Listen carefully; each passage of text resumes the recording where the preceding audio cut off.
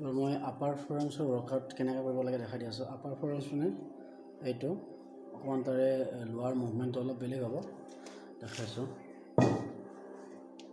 এনেকৈ ল'ব লাগিব,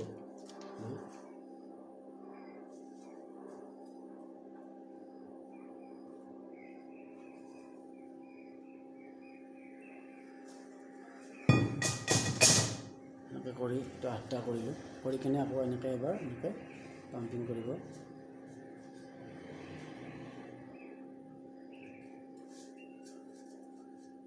তেনেকৈ কৰিলোঁ।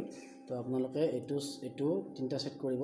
প্ৰথমতে 8টা কৰিব, পিছত 10টা, পিছত 12টা। অলপ পাৰিলে ৱেইট বঢ়াব, যদি ৱেইট আছে বেছিকৈ, নহ'লে এনেকৈ হ'ব খালি অকণমান শ্ল'লি কৰিব। তেনেকৈ কৰিলে ৰিজাল্ট পাব। তো এইটো এক্সাৰচাইজ আপোনালোকে এনেকৈ কৰিব পাৰে। মোৰ ভিডিঅ'বোৰ পাই থাকিবৰ কাৰণে চেনেলটো ছাবস্ক্ৰাইব কৰি থ'ব।